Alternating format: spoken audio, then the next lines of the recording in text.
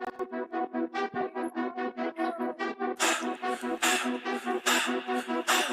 ho.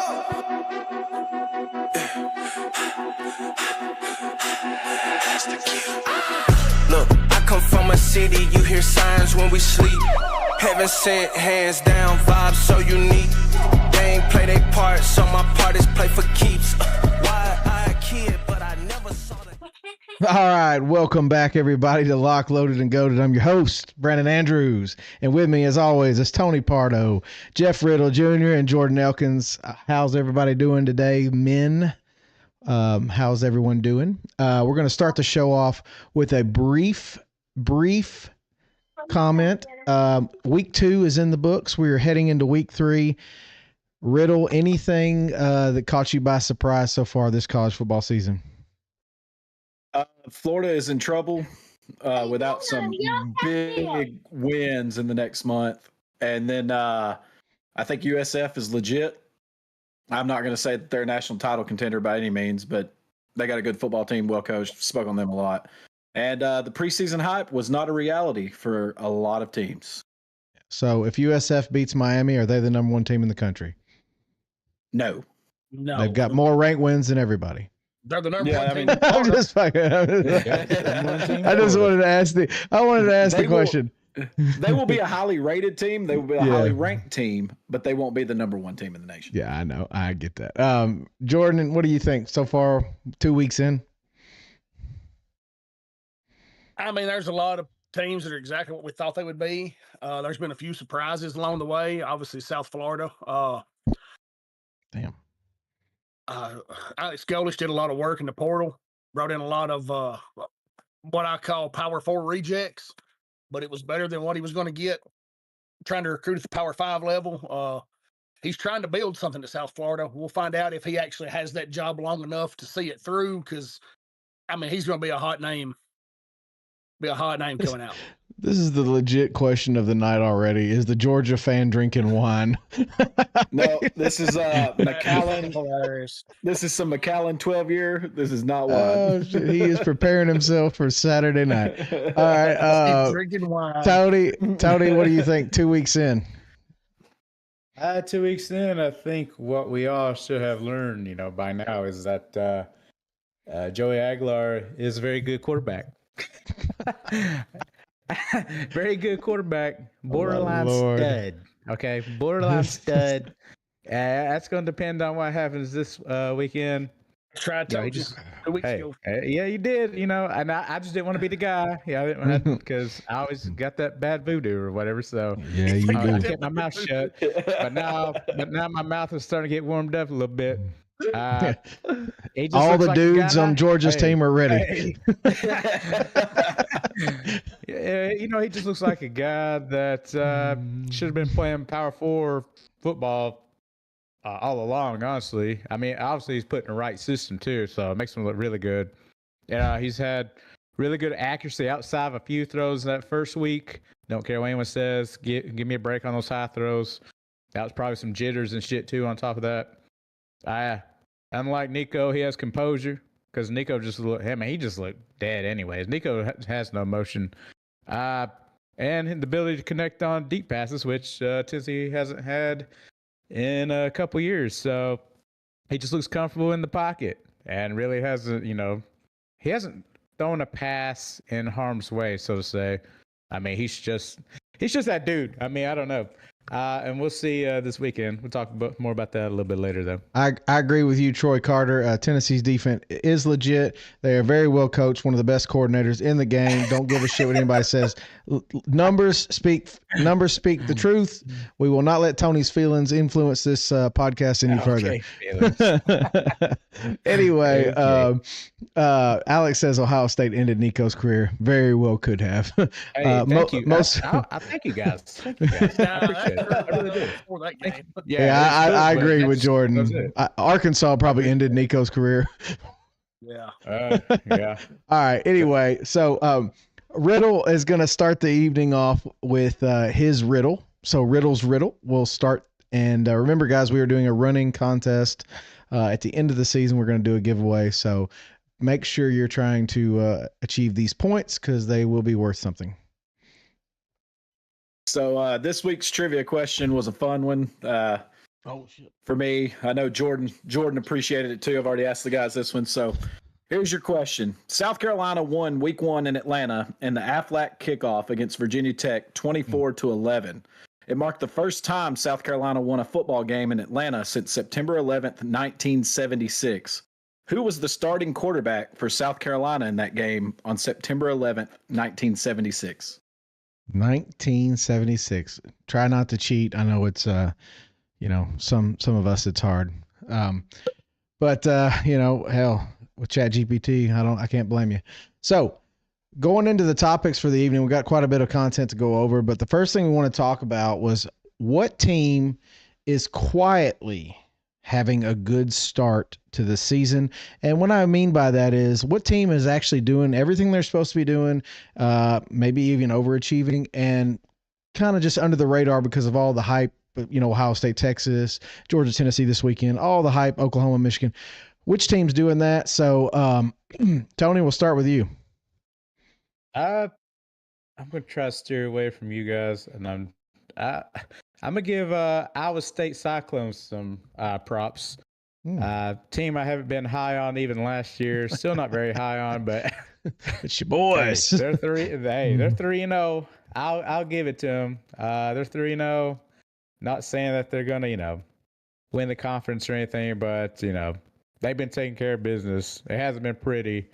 And that's with a lot of losses that they had on the offense side of the ball. So to be in 3-0 for that football program, which obviously is not notoriously known for football, I think more basketball than anything, they've been somewhat of a surprise to me, in my opinion, just because I'm a big-time hater of them. So I'll give them that. All right. Riddle, team quietly kind of surprising you. Yeah, I got 2. One I was very high on in the preseason. I've talked about them on here before. That's Georgia Tech. I think they've looked really good. Haynes King set out Saturday with a lower body injury, but Aaron Philo went in there, went 21 of 28 for 373 yards and a touchdown. Jamal Haynes is averaging 6.3 yards per carry. They play host to Clemson this weekend. That's a big game for them. Don't sleep on them. I like them in that game. I think Clemson's trending the wrong direction. And the other team is that I'm surprised nobody's talking about because they are or have been historically a big program is USC. They're looking really good so far. I know it's against lesser competition right now, but the Jaden Maeva, he's 73.8% completion percentage, 707 yards and 6 touchdowns. And the Mekhi Lamone, the receiver, he's got 11 receptions for 248 yards. He's averaging 22.5 yards per catch. So I had them on there too. Their defense is looking good. We'll see what they look like against better competition. We all know what Lincoln Riley teams look like later on in the year, but they're looking good right now. But Georgia Tech was my top team that I think is quietly having a good start. All right. Jordan, what about you, bud? Oh, you're muted, Jordan. Sorry, I had it. Hey. Boy, Tony's going to hate this one, but the don't Vanderbilt Commodores right now are Woo! playing some good football. Absolutely dog walked Virginia Tech in Blacksburg. In a game they were down 10 at the half to absolutely just rout an evenly matched team. We'll see how they fare when they get into conference play. Pavia's talked a big game. If he was anywhere else, I'd probably root for the kid, but he's at Vandy, so piss on Vandy. But we'll see how they hold up when they get to playing some superior competition. Okay.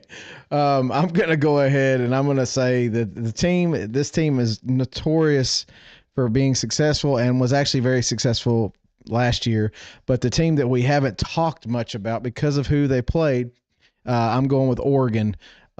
Quietly putting together. I know they beat Montana State, but Montana State played them a lot harder than Oklahoma State did. Two FCS schools. Well, I mean, we say that, but they beat them the way they were supposed to beat them, and for $35 million, they should. I mean, yeah, you're 100% right. And I'm just saying they're looking like. I'm not trying to take away from your pick here. They're looking like the team that's going to be there. They're doing the things they're supposed to do. That's right. On film, that's right. they're but nobody's talking about them. They're in time, Yeah. but I mean, for $35 million, they damn sure better be. I think after getting beat last year by Ohio State, they became an afterthought. Like Tennessee got absolutely mollywopped by Ohio State, and people are talking more about Tennessee than they are Oregon. And for what? For what? What's the difference? Well, it's SEC. Well, the difference is actually. So if we're going to go talk about that, Oregon got mollywopped by Ohio State, but that game was over with in the very first quarter. I know. That's yeah. the difference. But it's still a mollywhopping. A mollywhopping's a mollywhopping. That game was over though. Like literally, right. It was already 28-0, I believe. Yeah, you're right. So here we go. So talking about transfer portals and talking about things like this, obviously we know there's a lot of impact the transfer portal's having on college football. I do believe the vote was passed to where you're actually going to have, 1 week in January to have that. So with that said, I want to pick in the spirit of that being passed, because I do think that's a huge impact on the game, and I think that's going to help. We're going to talk about something else in a little bit about it, but I want you to pick 3 transfer players that have had the greatest impact on their team thus far this year. And Riddle, will start with you. All right. So obviously, I think the consensus here and around the nation at the time, probably John Mateer's got to be at the top of those lists and what he's done at Oklahoma so far. I'm going to talk about a couple of other guys because Mateer is on my list too. Oregon left tackle Isaiah World transferred from Nevada. He was the number 1 offensive lineman in the portal. From Pro Football Focus, he had an 82.3 pass blocking grade, which has him way up there as a draft prospect right now. He's allowed no sacks through 2 games, and it's always good to have a guy like that protecting, your blind side for a guy like Dante Moore. I don't think offensive linemen get enough credit for what they do and for how they can free up those quarterbacks to make the plays that they do. So I'm going to give him some credit. And then the other one I have is Western Kentucky's quarterback, Maverick McIver. He leads the nation right now in completions, attempts, yards, and touchdowns. Western Kentucky's tops in the Conference USA right now. I know it's a little school, but the little guys need some credit too. He's 80 for 120, 941 yards, 10 touchdowns, and 1 interception. Western Kentucky's not where they're at without him. So it's got to be a big impact guy. All right. Yeah. It's good. That was a couple of good picks. I couldn't help but laugh. Jordan, you're up. Give me some transfer portal players that have made an impact. I mean, there's 2 obvious ones for my squad. Obviously, Star Thomas and Joey Swagular, 2 massive pickups in the portal. That's right. Tell them, TP. Tell them. Hey, I keep trying to tell them. They don't want to listen. I'm gonna venture in my Vols pool for one more who's made a big impact so far. Colton Hood from Colorado. I mean, stepped into what was supposed to be a strength. Obviously, we knew Jermont McCoy will be out with the ACL for a little while. Now with Ricky Gibson with a severe pectoral injury, might be back by the Vanderbilt game. Maybe not even trending well for that. Colton Hood has stepped up and played some big minutes for us early. Yeah. I mean, I agree. Tony, who you got? You know what? It's going to go out to another team that I'm a certified hater of. That's out in Missouri. So Bo Pribolo. I give him props. He did beat Kansas. He beat Kansas. The offense actually looks decent. Now, me and Riddle was talking about earlier. He was the damn backup to up in Penn State. Allard. Yep. Allard. He was actually, I guess, considered one of the better backup QBs in the nation, and he's proven why. He's so far good start to the season. I didn't know he was okay. He's not Joey Aguilar.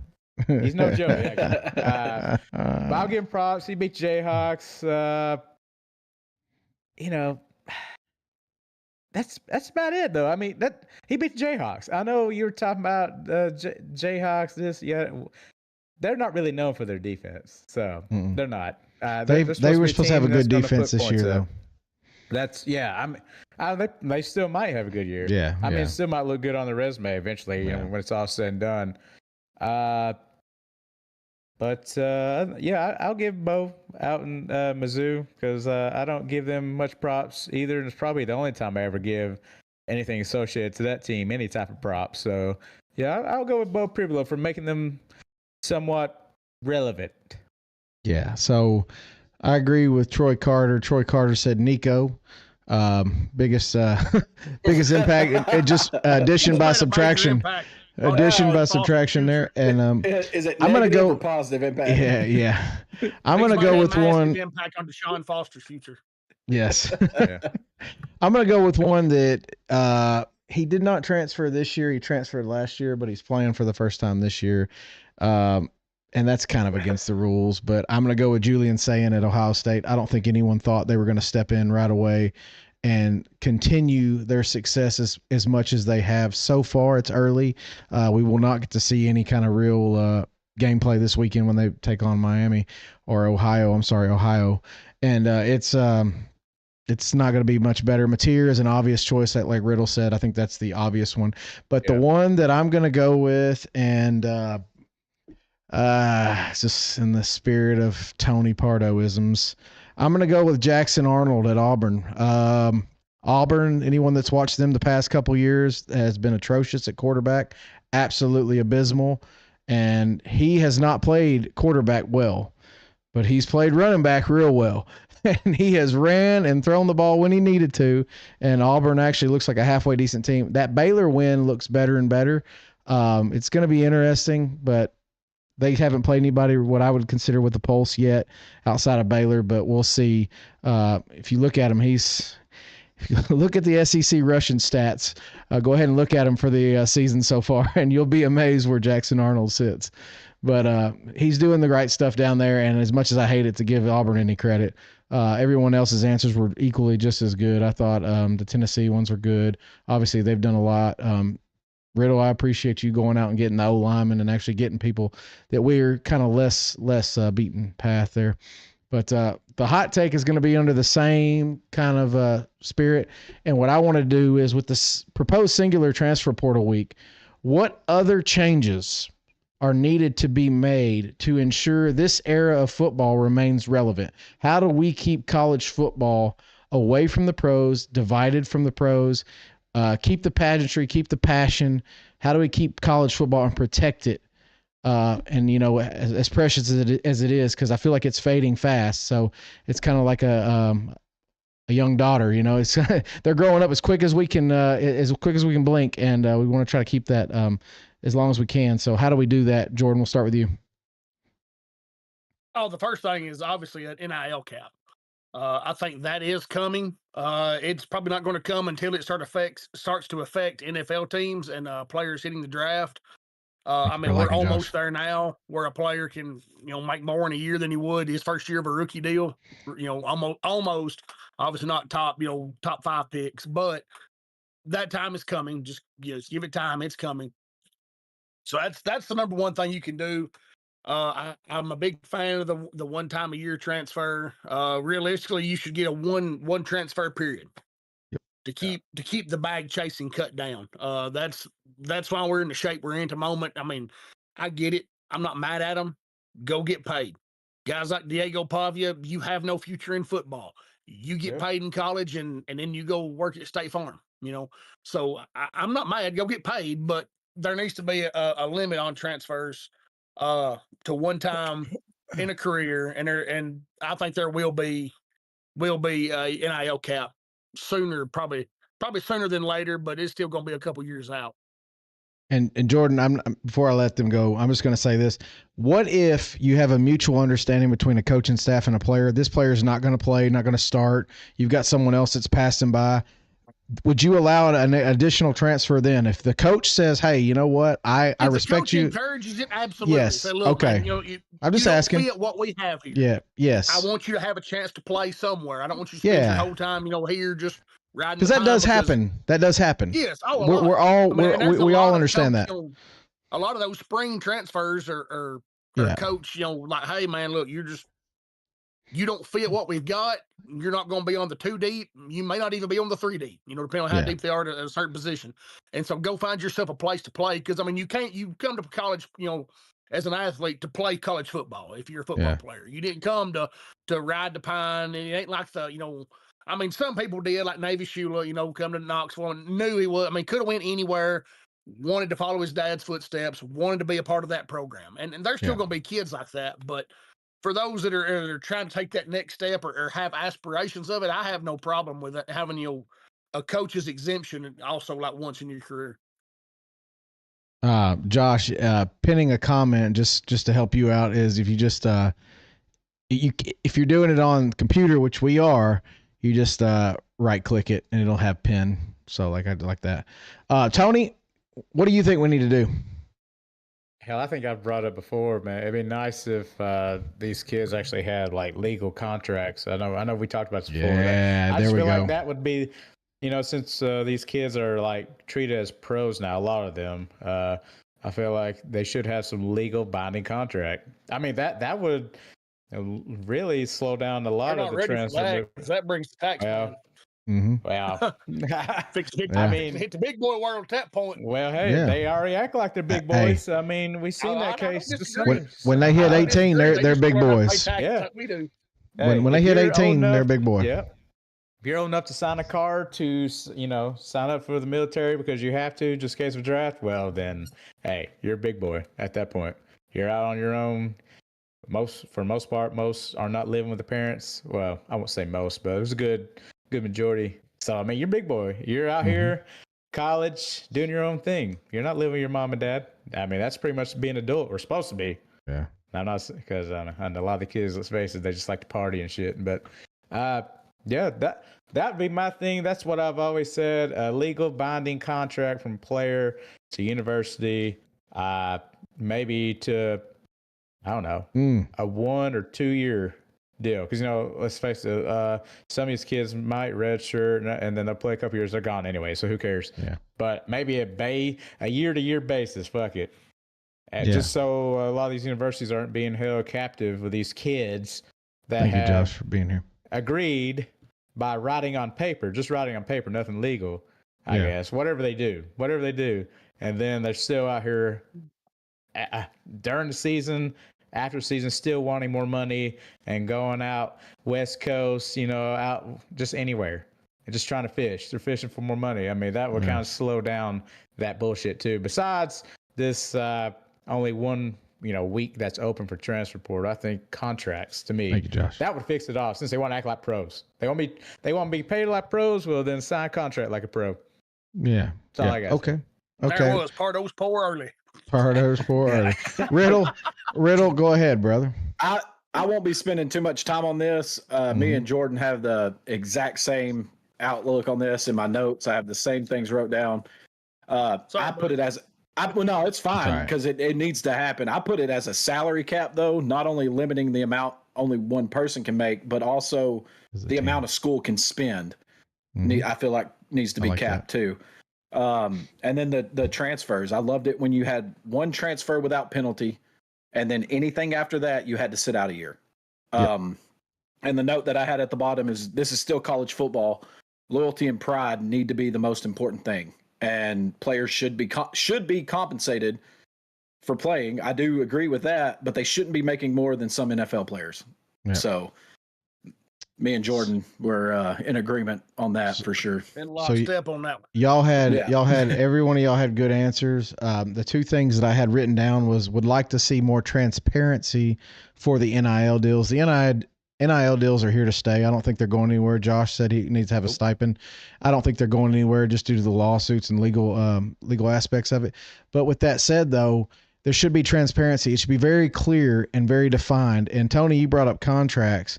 What if you had a contract, a very written, detailed contract for everything? NIL will do X, Y, Z, and you will get paid X, Y, Z. It should be very clear. Anybody should be able to go find that information. But that, that we're a long ways away from that.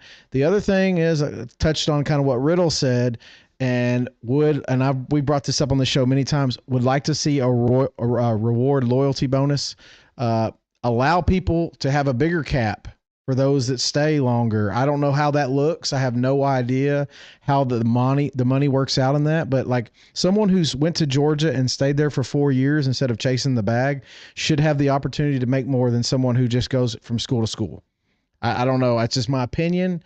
It would be a calculated risk then to leave. Am I going to leave Georgia? Hey, maybe they don't have a chance to make the playoffs next year. We could see the outlook. But hey, if I stay as a senior, I got a chance to go to the NFL and I can make X amount more money for staying. I don't know. School loyalty, like you said, it needs to be somewhere in college football. We do not need a free agency like the NFL. That's the one thing we don't want. That is the one thing we don't want, is to be like the NFL, because NFL is a business and it's sometimes boring like a business. If I can say that. So I mean, that wouldn't even be that difficult to implement. I mean, you could open up and say, okay, if you're on the team, you make $30,000 a year base. If you're the number 3 man, you're going to get a $5,000 bonus. If you're 2 on the depth chart, you get a $10,000 bonus. If you're the starter, you get, a $20,000 bonus. Yeah. And for every consecutive year to school, we'll give you another, say, $3,000 bonus. Or 5. I mean, that's whatever it is. Generic numbers I'm throwing out. Yeah, whatever it is. I mean, that's a way to not only cap what the team can spend, and also caps what the players get. I mean, I'm all for the players getting paid. Me too. Yeah, something.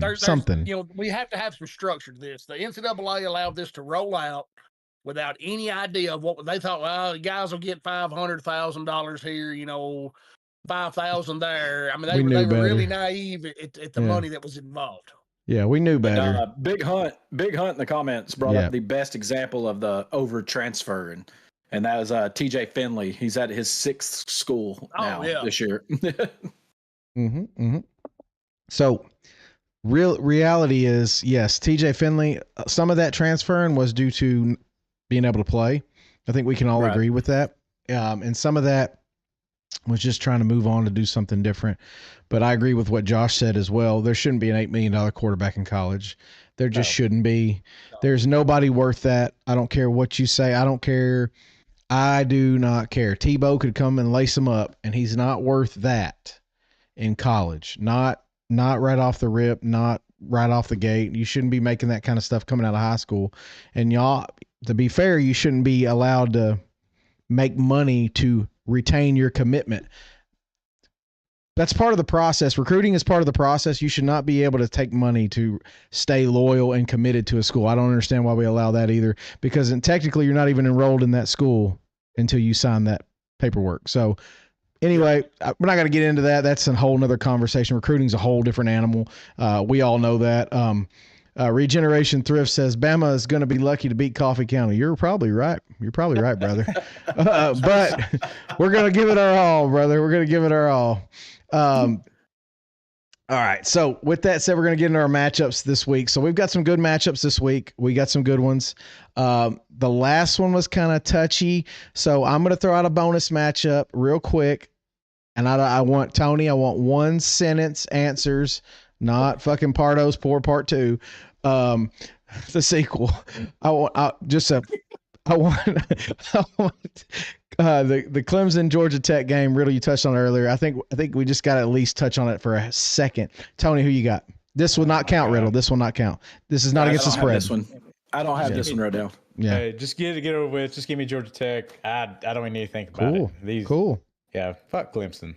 They're shit. I said this beginning of the season. Thank you, brother. Okay, and look at them. I just know ball. I'm gonna keep saying it. I know ball. Clemson's not good. Quarterback's not good. Dabo sucks. I'm gonna take Georgia Tech. Thank you. Oh my God, Riddle, you're up. You're up, brother. Yeah, I think these two teams are trending in opposite directions. Georgia Tech gets them at home. I think Clemson's not what they were hyped up to be at all. I've got Georgia Tech in this one. Well, here I go again on my own. I'm going Clemson.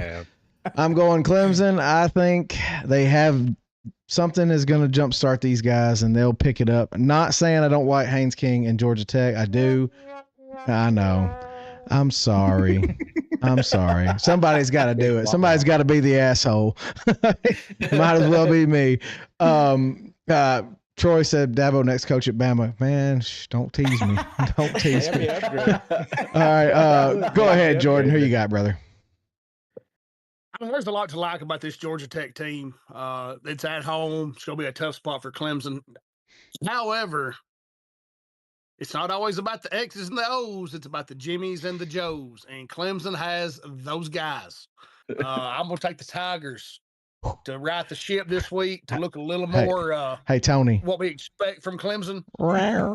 It doesn't change the fact you're still ass, though. I mean, so let's just. Tony, we're not talking about who's ass. We're just talking about who's going to win this game. I'm just saying they're still ass. All right, let's get into the real meat and potatoes of this week, and we're going to start out wild and hot. Number 6, University of Georgia at 15. Tennessee, Georgia's a 3.5-point favorite when I wrote it down. So that's what we'll go with. And we're going to start with you, Jordan. Lead the way. Physical. This is going to be a physical matchup. Both teams want to run the ball. It's going to come down to 3 things. Can Gunnar Stockton stretch the field? And can he handle pressure that Tim Banks will be dialing up all night? Because they're going to keep pressure at his feet all night long, and they're going to make Gunnar Stockton prove that he can win. If he can do it with his arm, then he's going to have a big night. But there's going to be a lot of man coverage because, personally, I don't have the faith that he can win it. Young man making his first conference road start. It's going to be a wild afternoon in Knoxville. I'm rolling with the Vols plus 3.5. Hell, we don't even need the points. I'm taking the Vols straight up. This is shades of Ohio State all over again. All right, Tony, you're up, brother. You're up. Yeah, the Vols. My Vols are on an 8-game losing streak, but I'm gonna stop right there because all that's the past. We're not gonna. I know someone's just itching to talk about the past. But we're not going to talk about that because it's a new year. Previous matchups mean absolutely nothing. Tennessee's looking good on offense. Don't care what anyone says. I'm gonna keep saying that. Joey Swagular, as now we're calling him. Kids run the show. He's running really well. Most competent QB since Hendon Hooker. Troy. O-line is looking stout. Not sure if David Sanders still going to be available or not. I really haven't heard anything about that. I hope he is. That'd be nice to have him playing left tackle. All kinds of playmakers on defense. With that being said, I'm going to take Georgia in the spread. Ooh. But I'll happily eat crow. I don't care. Hell, if they do, it's not like I'm pulling for Georgia, so no one start acting like I'm switching loyalty here. I'm not doing that. But I just need a hypo. Like, he needs to prove me wrong because, I've waited a while to see Georgia cry and lose to Tennessee. That would be a great day. It would be a great day if it happens. If it doesn't, hey, we'll just move on next year. Well, we won't even play them next year, probably. So, I hope it happens. Like I said, I hope I eat crow. I'm just going to take Georgia's spread to put the curse on them. That's what I'm doing. I agree, Troy. I agree with that, Troy. That's a good, I will pin that comment too. All right. Riddle, you're up, brother. All right. So, y'all know me. I like to find those little stats and details for you, and I've got a lot of them wrote down here. Tony touched on the 8-game winning streak for Georgia. That's the longest in this series history for Georgia. The average margin of victory for Georgia over the last 8 games is 24.8 points per game. It's been 3,257 days since Tennessee beat Georgia. It'll be 3,260 on game day. This is Georgia's 41st appearance on game day as the main attraction. They're 20-20 overall. Tennessee's 28th appearance as the main attraction on game day. They're 12-15 overall. Georgia is 9-0, 9-0 in season openers under Kirby Smart. Tennessee is 21-1 at home since 2022. That loss was to Georgia. Josh Heupel, Tennessee offensives haven't scored more than 17 points versus Georgia. They've scored 17, 13, 10, and 17. Those are your stats. I will keep living in the past because those are the facts. For this game, though, I'm not going to touch on Tennessee. Those guys covered Tennessee. I'm going to tell you what Georgia got to do. They got to establish the run. They got to run the ball better. They averaged 5.4 yards per carry against Marshall and 4.8 against Austin Peay. It's not going to get it done Saturday. Something they have not done all year. They did it in the Tennessee game last year. They're going to have to do it again. They got to utilize their tight ends. Lawson Lucky and Oscar Delp have 3 catches for 39 yards for the entire season. They had 0 against Austin Peay. Don't know if that was by design or what, but we're going to find out Saturday. The defense has to make Aguilar uncomfortable. He's a good quarterback. I'm not going to knock him and say he's Nico. He's not Nico. Georgia's only got 3 sacks on the year and 1 interception against Marshall and Austin Peay. That's not the best stats there. And Gunnar Stockton has to be the guy.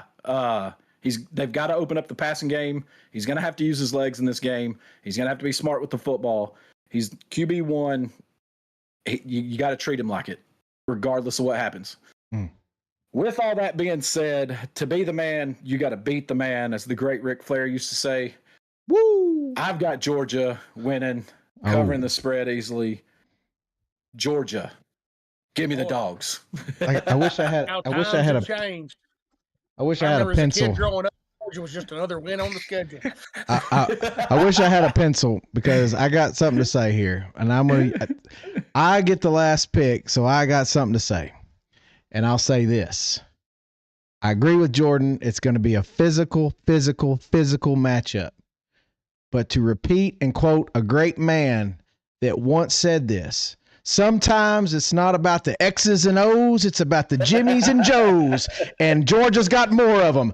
That's the end of the ball game right there. Georgia wins. Don't give no shits. All right. Anyway, sorry, Jordan. I had to, that's it. Anyway, I know. I know. But you're not the outlier. You and Tony are. Well, Tony. He did, but his was kind of like that fucking reverse psychology bullshit he always does. We know better. I meant it. Anyway, all right, that was good. That's exactly the way I envisioned that playing out. That was perfect. Thank you all for that. That was great.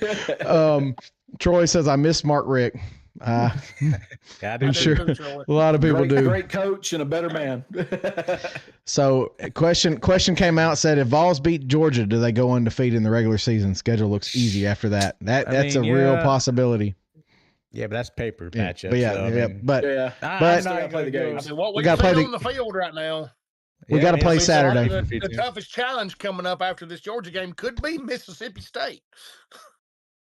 From what we've seen on the field, it could be the fighting. You calm your ass down, okay? You calm your ass down. In Gainesville this year, or is it? Yep. Okay, so y'all gotta. But what's that mean, really? Some demons. What's that mean? Some demons. Yeah. Okay, so here we go. Next matchup. Speaking of some Florida teams, number 18 South Florida. Number 18 South Florida. You heard that right. At number 5 Miami. Miami is an 18.5-point favorite. We're going to start with you, Riddle. Who you got? All right, so USF, I mean, they've looked good. They beat 2 ranked opponents. Nobody else in the nation's done that. I think they're legit. Byron Brown took that game over on that last drive against Florida when they needed it. He was 2 of 3 for 41 yards passing and had 3 carries for 12 yards. He marched them right down the field. Excellent clock management, kicked field goal, won the game. They held Florida to 4 of 12 on third downs, had 1 sack, 7 tackles for a loss, and an interception against DJ Lagway, who everybody's been high on all offseason. They've only given up 11.5 points per game against those 2 ranked teams. Pretty solid. Granted, I think this Miami team's probably a little bit better than those 2 teams they've played, but I'm not sold on this Miami team either. I'm not real sold on Notre Dame. They've got a freshman quarterback. Their running back still can't get it going. I'll talk on that in a minute. I have USF with the points because we get 18.5 of them. Wouldn't be surprised if they pull off another shocker, but I do think Miami's going to win this, but it's going to be a lot closer than that spread. And for the Florida, I'll talk about that in a minute. Go ahead. Mm-hmm. Yeah. Go ahead, Jordan. You're up. Well, yeah, I'm absolutely going to take the 18.5 on South Florida. That line has come down to 17. I just looked at it. So hell, 1.5 in my favor. Absolutely, I'll take Yeah. it. I still think Miami wins this football game. I think they win it probably comfortably, 2-score game. South Florida's had just a dream start to the season. The Boise win, not a big shocker. We all talked about that. It was going to be triple digits and triple digit triple number humidity when for a Boise State team that left Idaho at 65 degrees. We knew they were going to have some issues, and they did late in that game. They had a lot of cramping issues. Florida just absolutely laid an egg. Billy Napier is on the hot seat this year, and that was a game he could not afford to lose, and yet they found a way to snatch defeat from the jaws of victory, which I love seeing it. I'm not going to lie. I loved it. I hope they signed Billy to a lifetime contract. But for this matchup, this is going to be the third David and Goliath matchup for South Florida in a row. And that's a tall task, actually, to win that outright. I do think they'll cover. Thank you for liking the live. But I do not think they'll have a shot to win this one. Yeah. So Troy Carter says that glass is cute, Riddle. So he appreciates you. Tony. Wine in there. Tony. Yeah. Who do you got? He said, yeah. First off, I think that the 18.5 is pretty damn disrespectful to the Bulls, especially the two big wins they have to start the season. It's pretty wild, 18.5, and I know it's in Miami, but I'm just curious as to why they feel Miami is, they should be so heavily favored just because off of one game. They haven't played in 2 weeks, so they're going to be probably rusty again. And that was coming off Notre Dame game that they were lucky enough to pull out. I mean, they were, and that was against a freshman QB at Notre Dame. So I honestly feel like they got lucky against Notre Dame at home. I'm not a believer in Miami, really, but I am a believer in Alex Golesh. It's coming, Troy. And the Bulls. It's coming. So, after being 2 ranked opponents, go ahead and make them number one team in the country, since these nerds don't know how to do the logic, behind the rankings. But it is more impressive if they pull this off. They will cover, I feel like. Yeah. Now, if they pull this off, it's way. Why can he not be number one? Why can't he not be number one if Florida can jump 20 whatever plus spots after one win gets the number 8 Alabama? Well, hell, I mean, it's pretty. One AP rider moved him up after getting beat. That's why. Hell, you ain't got to win anymore. These nerds don't know what they're talking about. They don't know what they're doing. So I think what's happening is the rankings are being exposed this year, especially. Oh yeah. I think what we've done is we've let people that have no business ranking football start ranking football. So Kias wanted everyone to know. Correct. He took USF. Kias wanted everybody to know. Say cheers. So cheers, Kias. This is for you. Yes. Empty glass. Thank you. Thank you for being here. But Troy says, I sure hope Golesh doesn't replace Sunbelt Billy. It's coming, buddy. I'm going to tell you right now, Florida's looking hard at that dude. Now, Jordan doesn't think it's going to happen because he said the buyout's too much, but goes down a lot at the end of the year. It does. We'll see what happens. All right. For me, I'm taking USF. I'm like Jordan. I think Miami wins this game, and I think they pull away late. But give me South Florida and the points. That's too big of a point spread to just overlook. It's too much. Yep. And I think honestly, like you said, Tony, I agree. Miami, look, they got lucky against Notre Dame. Had some good looks. Freshman quarterback Notre Dame, but everything else at Notre Dame should have been well above Miami in terms of talent. I thought Notre Dame's defense. I think their defense is better than Miami's. I think their O-line's better, but Miami had a way to pull it off, and I think Notre Dame will get better as the year goes on. So that's why I always say you can always. I'm gonna give South Florida. Yeah, I'm gonna give South Florida and the points. That's just the way to go. So Big Hunt says for the win, USF for the win, upset of the week. That'd be awesome. I don't think so. But it'd be awesome. Yes, it'd be awesome because none of us have a dog in that fight. Big Hunt called that outright upset last week too. Yeah. I mentioned it Saturday night. I don't know if he's in there or not, but. You're right. All right. So moving on, we're going to the next one. This one, speaking of Florida teams, Florida At number 3, LSU. LSU is a 9.5-point favorite, and this one was tough for me, guys. This one was tough. So Big Jordan left. So we're going to go to Tony, and we're going to start with you. Yeah. What do you think? I just feel like this is a must situation for Florida. I mean, they got to win this game. At some point, you would think Lagway in the offense, at least they'll start cooking. Don't know. About the defense, but the offense got to get some going. This is the week they have to do it against LSU. They got to get back on the right track. Napier has to have this team ready to go, because if not, then it's a GG's for the Gator season. That's it. That'll be a wrap probably. But to me, LSU is still a little bit of a Jekyll and Hyde team. I don't know if I can actually trust them. I know they beat LSU. They struggled a little bit last week. No, I'm sorry. They beat Clemson, but they're a sorry-ass team. Sorry. They beat a sorry-ass Clemson team. Yeah, then they kind of struggled last week. I don't know. It's hard for me to trust them. So I'll take LSU for the win, but I'm going to take Gators on points on this one. All right. I like that. I don't care if it's in LSU at night. I don't give a shit.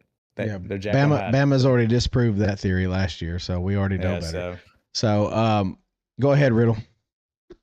So I went back and forth on this game. Historically, this game is always close. It doesn't matter where these two teams are ranked. If you look at the wins and losses in this series, it's 34, 34, and 3. It's completely deadlocked. Now, LSU did had to vacate 3 of those wins, so technically the record books show it's 34, 31, and 3. But on the field, it's dead even. LSU sleepwalking last week was against Louisiana Tech is cause for concern, but also at the same time, I think that makes them go out and need a statement win. Obviously, Florida, this is a must win for Florida. All right, it's not going to get any better if they don't pull this win off. For the Florida fans out there, and I want this out there in the ether so I can go back and watch it, later on for however long I need to, because I remember Florida fans being super upset with the coaches that they've had previously. But I'm just going to rip off 3 names real quick that have better winning percentages than Billy Napier. I saw this. Ron Zook, Jim McElwain, and Will Muschamp all had better winning percentages than Billy Napier. So, and got ran out of town with pitchforks. I'm going to take LSU, and I'm going to take the 9.5. They're going to cover the 9.5. I wouldn't be surprised at all if Florida wins this game or covers that spread. I think LSU needs a statement just as badly as Florida does for a completely different reason. So I'm going to take LSU. Okay. Jordan. This is a night kickoff, right? Yep. I thought so. 6 o'clock kickoff. Night kickoff in the Valley. Everything in me is screaming to take that Florida plus 9.5. Just don't see it. I just don't see it. DJ Lagway was supposed to be this guy. So far, he looks like a bust. Let's just be honest with you. I think LSU gets it done. I think LSU covers. Give me LSU by 14 at night in the Valley. So, Big Hunt, I like this comment. Mullen was 31-9 at Florida and was fired for Napier. That's absolutely outstanding. And in his first 40 games, he had the exact same record that dickhead went to Ohio State. Urban Meyer for 31-9 in their first 40 games. It's just Florida fans being naive. I'm going to go with LSU. We were bad. I'm going with LSU. I know I just said a bunch of bullshit about Death Valley at night. I don't think it's as relevant as people think it is anymore. I think that it's an SEC road game, which is hard to win no matter where it's at, whether it be Tennessee this weekend, whether it be LSU, whether it be Alabama. It's hard to win an SEC road game, and I think that is something to be concerned about. But the whole Death Valley mantra, good teams win when they need to, and LSU has a good defense this year, which is something that's new for Brian Kelly. We'll see how good it is. I've got LSU in the points. I've got LSU winning. So moving on to another great matchup. This one is one that I want to talk about. I'm excited about. Troy. Yeah, old Jorts mullet combination. Yes. Man, yes. Chief imports, man. Yes. Number That is one thing we 16. can all agree on here is that we all Yeah. just don't like Florida. Yeah, I don't know why either. It just they just fucking scream like. Every time I say it, I smell like cat piss in my nose, like my nostrils. I smell like cat piss. I don't know why. So number 16, Texas A&M at number 8, Notre Dame. Notre Dame's a 6.5 point favorite here, and I want to know, Jordan. We're going to start with you. Who you got? Gig 'em Aggies. 6.5. Too much. Too much. Mike Elko has the boys ready to roll. Texas A&M gets a big win in South Bend. SEC. Oh God. All right, Tony, you're up, brother. Yeah, I'm going totally opposite. I'm taking Notre Dame points. I don't care if they got a rookie Touchdown, QB. Jesus. I don't care how deep pockets are in Texas, all that good shit. Don't care if they're in the SEC. My opinion, I still don't believe that I still don't believe A&M still has a coach, and I'm still going to go with the guy who's the fucking coach who can actually coach the X's and O's. Oh shit! So yeah, I don't give a shit. Give me Marcus Freeman I'm with you. and the All right. points Good. to win the game. Jimmy's and Joe's, and X's and O's. right. What do you do when you got That's both? All right, Riddle. You're unstoppable. I touched on this in the first week about Jeremiah Love and his struggles against ranked teams in the playoffs and how he had 28 carries for 78 yards. Well, against Miami, he had 10 for 33.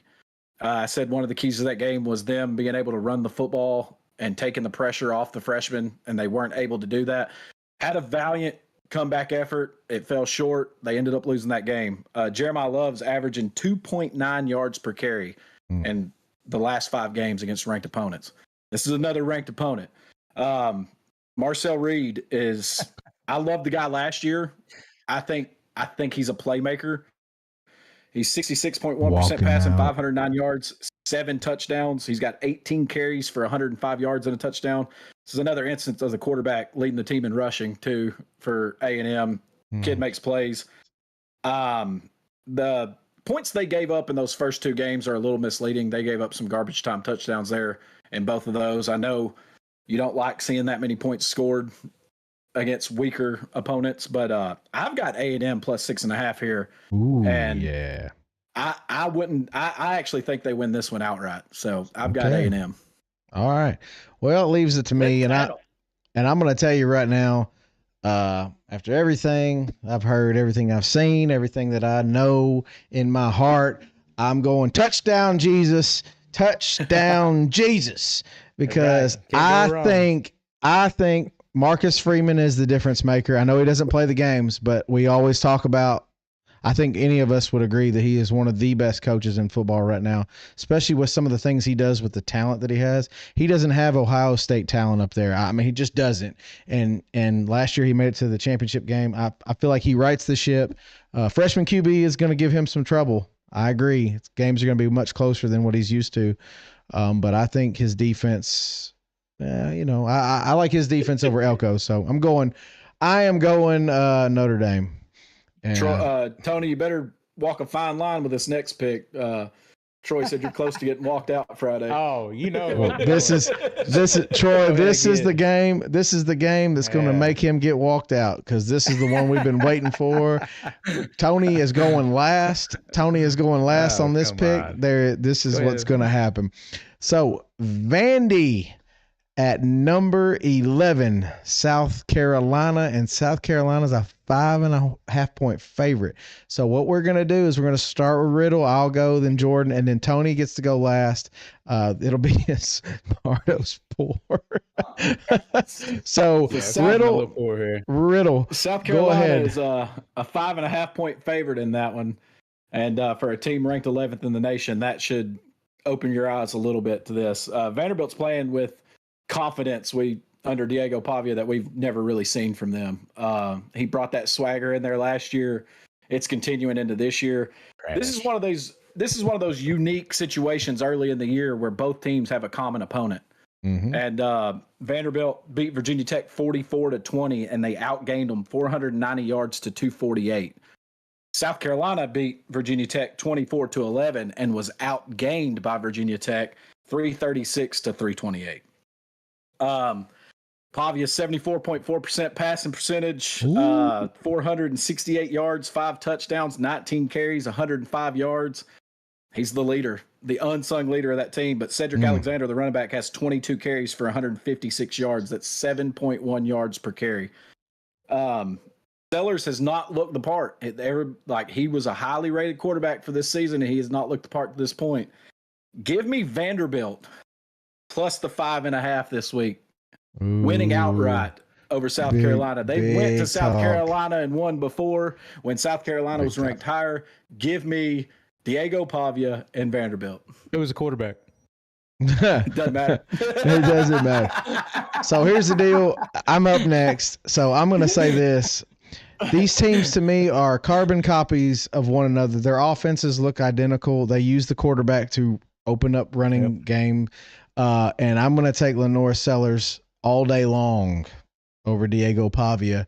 I'm going to take South Carolina's O-line over Vanderbilt's O-line, and I'm going to take South Carolina's defense, which has looked good. Their defense has looked good, surprisingly so, over Vanderbilt. Now, I agree with everything Riddle said. He had very good points. He had very good arguments in terms of Vandy, and it's hard to go against Diego Pavia and what he's done for that Vanderbilt team. But I'm going to go with South Carolina. This is a night game in South Carolina. It's another one of those stadiums. I know we talk about night games. We're not talking about that. We're talking about an SEC road game, and this is going to be a tough one. South Carolina will be ready, and it will be hype in that building, and I'm going to go with South Carolina in the points. So, Jordan, the ball is now in your court.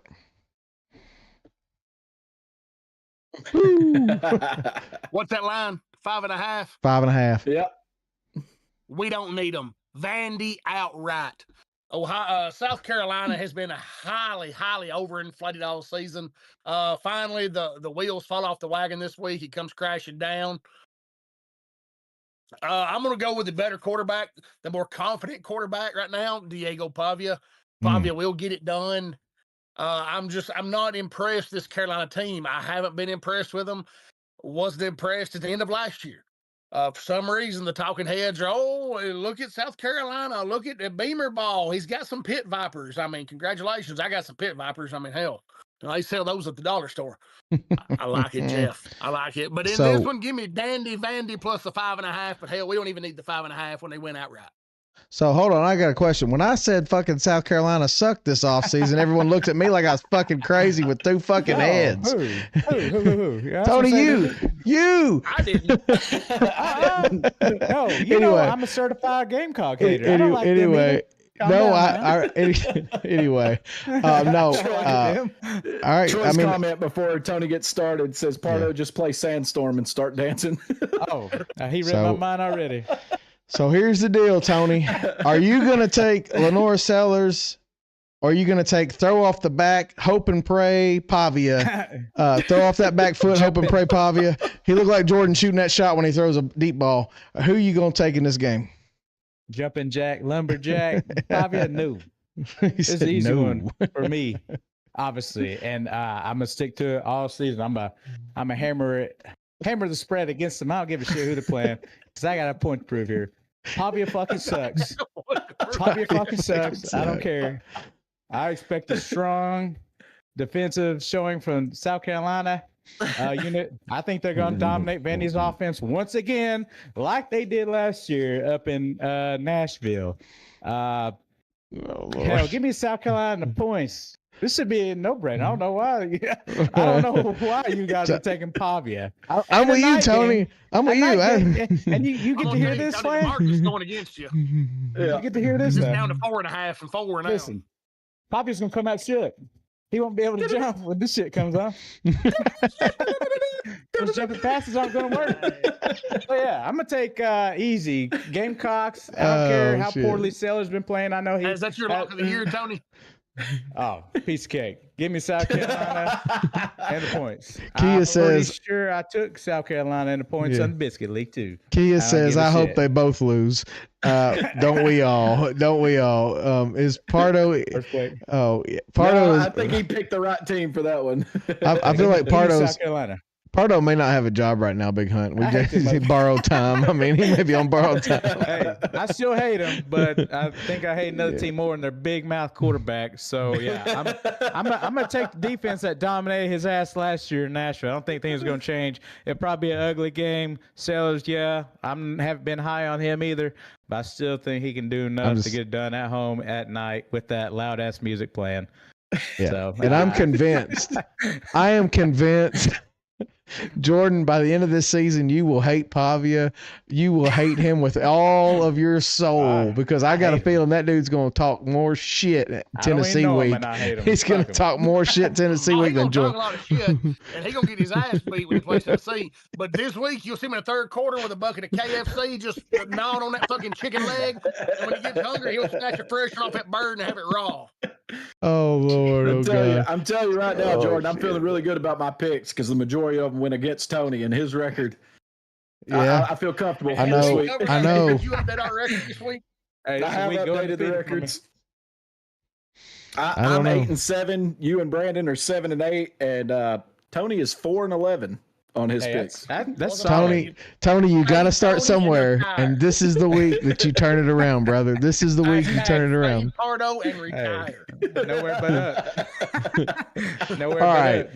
So this is the moment where we're going to just kind of go through and anything from the chat you guys wanted to point out. I will point out, thank you everyone for being here. Everyone that is here and sent the heart me's, Josh, Big Hunt. Thank you, Troy. Thanks, Everybody that's kind of a staple. Kias. Some goats. Kias is always here for us on the purple. So appreciate everyone for being here. Is there anything y'all wanted to highlight? Any comments that you saw that maybe we didn't touch on? I can't see the comments, so y'all have to cover this. Yeah, I mean, we did get 3 correct answers in the trivia question. Hey. Ooh, really didn't think we'd get that. But we got it. So there you go. So he's going to keep up with the points. Who was our 3 correct answers? So Alex Davis got the 3 points. Alabama Hater got 2 points, and Big Hunt came in with another point, which puts Big Hunt in the lead for the year. Wirely in the lead. We still got to figure out who Bama Hater is, because that's Jordan's nemesis. I don't know who that motherfucker is, but No, that's nemesis. Nah, he was bad talking to you tonight. He didn't say nothing about the Georgia fan tonight. Don't put those words in your mouth. Say nothing about Keep my name out your mouth. And you know what he didn't say nothing about? Alabama, because we didn't talk about him. So He's really talking about it. all right, so Riddle, go ahead.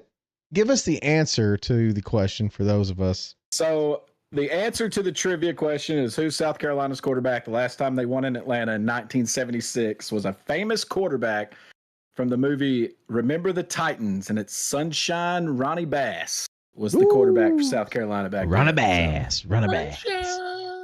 Yes, sir. Yes, I sir. thought that was a good one. I enjoyed that one. Well, Tony, do you have anything additional to add? Because it is now time for the pour. And so I was going to tell you, I've been sipping on the Copper and Cask. This is the single barrel edition. That sounds good too. Sounds delicious. It's a store pick too. I really like it. I just want to say, I'm not going to rant. I hope that the Vols can pull it out this Saturday, even though I did pick against them. If they don't, it's not the end of the world. You know, I just look at sports as an escape from reality sometimes. So the world's crazy. Everything's fucked up right now. Just be kind. Respect each other. Don't hate each other for opinions and other shit. Just a game, guys. Absolutely. Just a game. We're all passionate about it, but it's just a game. Things like sports seem so small. Yes. Yep, absolutely. So with that, that's all I gotta say. I don't wanna keep going. Okay. So just enjoy football. You know, until Monday comes around, then you gotta go back to the real world again. Well said. Big Hunt says, "I will be at the Mercer game Saturday. My son is singing the national anthem." Congratulations, Big Hunt. That is a great honor. Thank you. Yeah, I'm glad. On that one. That is awesome. I'm glad that your son, is one of those kids that's going to respect the anthem and actually do it proud. That's great, because there's a lot of people that don't. So we're not getting into that. But so I'm just going to say what I'm thankful for, and then we'll kind of close it up. But I'm thankful for Josh Heupel I'll say it. Because I think Josh Heupel, Florida's going to throw the fucking bag at him, and Florida's going to go get Josh Heupel from Tennessee and win twice. And that's what's going to happen. So I'm all for it. Let's go. Woo! All right. Anyway. What kind of reefer you got tonight? Ain't got no reefer.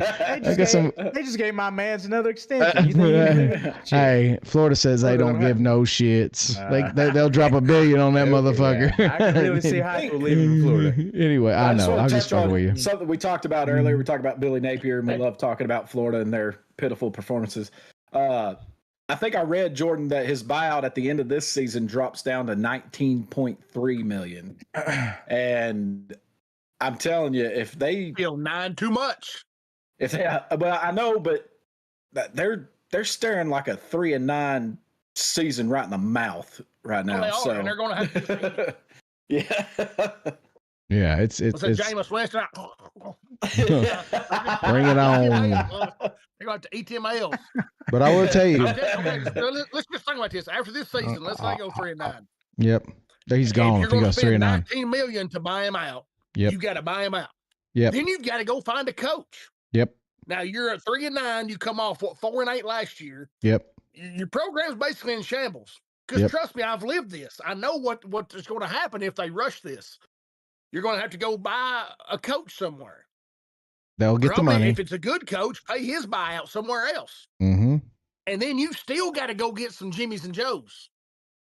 The pot of gold is not endless, especially at Meth and George University. No. Florida has one of the biggest undergraduate programs in the country. They have money. They have tons of money. They have it's not endless for anyone. How much is going to get spent? I think to go get the right guy, they would spend it. And Jordan or Brandon's joked around about this, and we've thrown this idea around. That would be a step up for Alex Golish if that job came available and they offered it to him. That would not be that big. That would not be that out of real. Like that's a real possibility, and it wouldn't cost them as much as, like you said, Jordan, going out and getting a big name.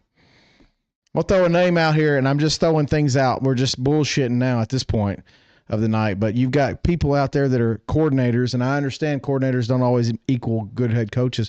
But you got people like Matt Patricia, who just came back, has head coach experience in the NFL that could be a good hire. But do they go get him, Jordan? I don't know that. I mean, do you take a chance? Golish to me, won a head coach job in college. You're right. Golish to me is an absolute home run wherever he lands. Yes. Wherever he lands. Glenn Schumann, he's going to be 100% at some point. 100%. Yeah, the only thing about Schumann that is less than Golish to me is Golish has done it at a smaller program and kind of proven himself. Schumann is going to be a great head coach someday. 100%. Schumann was groomed by two of the best, hands down. I agree. Saban. I was going to bring that up, Troy. So. No, Troy, Tony, I was going to bring that up. A fine candidate. Tim Banks has a lifetime contract with Tennessee. So Jordan knows. Troy just said no, Pardo. Tim Banks is not going to Florida. Oh, please. Tim Banks, please, dude. Florida, don't throw a hefty contract to him. Please don't. I mean, please. let's look at it like this. I would love it. We got Florida Cop just joined. I'd love to hear his opinions on his Glenn coach. Schumann might be the better option because he's lived in the conference. I mean, that's the conversation they're having right now around Sunbelt Billy is don't go get a guy who doesn't understand the conference. They've had that around Billy. Alabama fans been having it about DeBoer. Yeah, but we'll see how much that conversation continues moving forward around DeBoer. Yeah, but I mean that's always been that don't go get a guy who doesn't understand what it takes to win down here because it's not like winning anywhere else. But Golish was also a coordinator at Tennessee, just like Schumann is. I mean, he has to understand some part of this.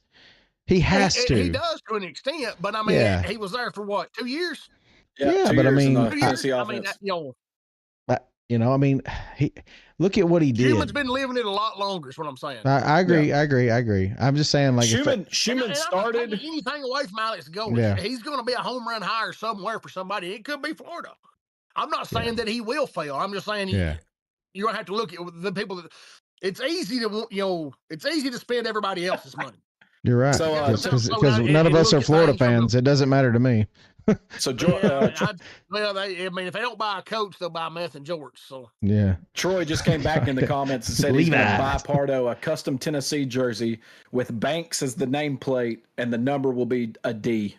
Dude, I want you to know, Pardo, from this moment on, I'm gonna spend a lot of my time working on a graphic that says Tim Banks hired to a lifetime contract for Tennessee defensive coordinator. I'm gonna figure out how to do this, and it's gonna make it look official on Tennessee letterhead, and I'm just gonna watch the meltdown ensue. We better be scoring. I will say this just real quick about Schumann, and we were talking about his. I like Schumann. His history with the SEC. He came in as a graduate assistant at Alabama under Nick Saban, with Kirby being the defensive coordinator. He's been a part of 6 national championship teams. He went from Alabama to Georgia. All he knows is the SEC. He's never coached anywhere else, and he's moved up the ranks from a graduate assistant to a defensive coordinator. Now the next step is a head coach. So, yeah, 100%, Riddle. I don't wish anything but the best for Schumann. I just hope he doesn't go to Florida, because I don't know necessarily. Right. I don't know necessarily. That's going to be a very unique situation, because, like Jordan said, first and foremost, you are coming off the precipice of 2 just terrible seasons, assuming that Sunbelt Billy goes bye-bye. So now you've got to rebuild. This bad since the 70s. Now you got to rebuild. So the only way to get back in that driver's seat is scheme, because you got to get players, and you're going to have a scheme, and Golish has a scheme ready to go. Schumann is going to be hard-nosed, going to need the defense, going to have to make the right offensive coordinator hire. I think he can do it. I really do. I think if Kirby just said, I'm done today, I'm going to the NFL, and Schumann was the inherent heir, do I think Georgia would miss a beat? Maybe for a couple of seasons, and I think they'd be right back, boom, boom, boom, boom, boom. Like, I'm not saying you'd bad. I'm just saying you would the reason I brought up the stats on those 3 former Florida coaches is because I remember just how bad Florida fans hated them. Yes. And to think that their winning percentages, not just by a little bit, they are a good bit ahead. I mean, those guys are Napier. having winning seasons. And yes, and we're getting crucified for it. If we've learned anything, it's that Florida fans are idiots. I mean, they're idiots. I'm sorry, Florida fans. I mean, Alabama is not going to go complain about DeBoer because he lost to Florida State. Some will, because they're not fucking reasonable. I didn't complain about him. Now, you go lose to somebody like Louisiana Monroe, then that warrants something. I mean, if Kirby Smart lost to Louisiana Monroe tomorrow, there would be Georgia fans going, this dude's lost it. He's lost whatever he had. He's lost it. Now, is that reasonable? Absolutely not. Absolutely not. But I'm just saying that Florida's not in the same situation as Alabama, and Florida, they're looking terrible. They're looking terrible right now. I mean, Billy Napier's 20-20, and Ron Zook was fired at 23-14. That's 62% win percentage. McElwain was fired at 22-12, 65% winning percentage, and Muschamp was 28-21. That's a 57% winning percentage. So, I just don't know. And see, they applauded him last year for having the toughest schedule in the nation and winning the games that he did. They won some good games last year for sure. Yeah. And this year, though, their expectations were even higher because of the way they played last year. You had Lagway coming back, and I'm telling you, they're staring 3-9 hard right in the face right now, because USF on that schedule was one of the easier games that they had left, and they lost at home. And I don't see how the people in Florida don't pony up that $19.3 million at the end of the year and go ahead and get him out of there. I know the statistics say it needs to be closer to 10, and I understand why completely. And Jordan, you made great points on that, but damn, they are not happy with him down there. I get it. I get it. Yeah. I 100% get what you're coming from. I know. So the like deal with as a numbers guy, I know what the numbers say. Yeah. I'm not saying that's how it has to happen, but if you look at most coaches when they're terminated, it's right around that 10 million number. That seems to be the number athletic departments feel okay with writing off to pay somebody. Jimbo Fisher says hello. Right. Jimbo Fisher says hello. Yeah, but that's a rare anomaly. Yeah, I know. Fun fact about Billy Napier: did y'all know he was born in Cookeville? No, I did not know that. But I will say this, Jordan, and this is my only argument to counter your argument. The whole premise behind you and your arguments and everything about Florida fans and Florida people is they're idiots. So forget the numbers. They're idiots. They're idiots. They're gonna fire them. They don't give a shit. They don't care about money. They had good coaches that they said, go get away from here. Could you imagine not even having double-digit losses and getting told to get out of here? Could you imagine that? I You've can't. been here 5 years and lost 7 games. Get the fuck out. Yeah. Anyway, all right, that's going to do it for us tonight on Lock, Load, and Go to. Thank you all for staying with us, staying with the live. We appreciate it. Like I said, we go live every Wednesday and Saturday. We're live on TikTok, YouTube, Twitch, and Kick. So please go like and follow us there. If you can, please also like and follow us on Amazon Music, Apple Podcasts, and Spotify. We have the podcast. We'll post the audio for that later on, probably tomorrow. So we appreciate everyone, and we appreciate all the support. We want to make sure we always thank you guys because, like I said, you guys keep us going. And we will see you all in the next one. Thank you for staying locked, loaded, and goated.